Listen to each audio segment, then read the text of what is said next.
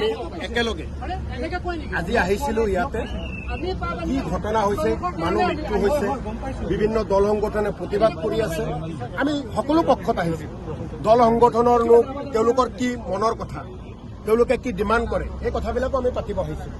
আৰু য'ত উচ্ছেদ চলে তাৰ মানুহবিলাক এতিয়া কেনেকৈ আছে, খাবলৈ পাইছেনে নাই, তেওঁলোকৰ লগত কি ধৰণে প্ৰশাসনে কথা বাৰ্তাবোৰ এইবোৰ কৰিলে, তেওঁলোকে কি ধৰণে সহযোগ কৰিলে, প্ৰশাসনে তেওঁলোকৰ পৰা কি ধৰণৰ সহযোগ বিচাৰিছিল, এই গোটেই ঘটনাখিনি বুজ লোৱাৰ কাৰণে আজি আমি আহিছোঁ।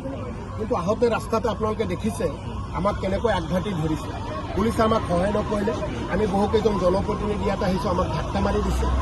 গণতান্ত্ৰিক দেশ এখনত জনপ্ৰতিনিধিৰ ওপৰত এনেকৈ ৰাস্তাত আহি যদি কোনোবাই পুলিচৰ সন্মুখতে ধাক্কা মাৰি দিয়ে, তাৰপিছত এইখন দেশত এইখন ৰাজ্যত কিমান সুশাসন চলিছে আপোনালোকে বুজিছে। আমাৰ এটা কথা একেবাৰে স্পষ্ট আছে, আমি অন্যায়ৰ বিৰুদ্ধে আছোঁ। এই ট্ৰাইবেল বেল্টত যিসকল আমাৰ দল সংগঠন আছে, তেওঁলোকৰ যদি কোনো মনৰ কথা আছে আমাক ক'ব লাগে, আৰু তেওঁলোকৰ ন্যায্য দাবীৰ কথাখিনি আমিও জনাম। তেওঁলোকৰ লগত বহি ন্যায্য দাবীৰ কাৰণে আমিও অনুসৰণ কৰিম, আমি প্ৰতিবাদ কৰিম। কিন্তু তেওঁলোকে আমাৰ কথাবিলাক নুশুনিলেই। তেওঁলোকৰ কথাবিলাক এনেকুৱা লাগিছে তেওঁলোকে কৰবাৰ এজেণ্ডাত আছে। বিজেপিৰ কথা মতে আজি তেওঁলোকে ইয়াত আহিছে, আমাক আগভেটি ধৰিছে। আমাৰ হাততো খবৰ আছে, আমি ভিতৰত আমাক প্ৰৱেশ কৰিব নিদিলে। আজি মানুহ গুলিয়াই তাতে হত্যা কৰিছে। উচ্ছেদ কৰক, কিন্তু মানুহ কিয় মাৰিব? উচ্ছেদ কৰক, মানুহৰ সম্পত্তি কিয় নষ্ট কৰিব?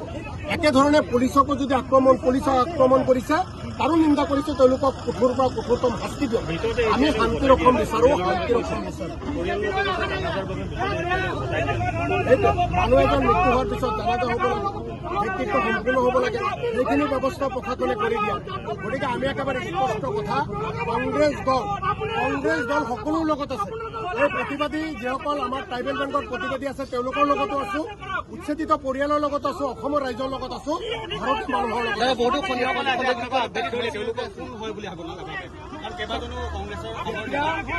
যেতিয়া কোনো দল সংগঠনে প্ৰতিবাদ কৰে, কোনো ৰাজনৈতিক দল বা বিধায়িনী দলৰ কোনো প্ৰতিনিধি দল আহে, তেওঁলোকে মনৰ কথাবোৰ ক'ব লাগে।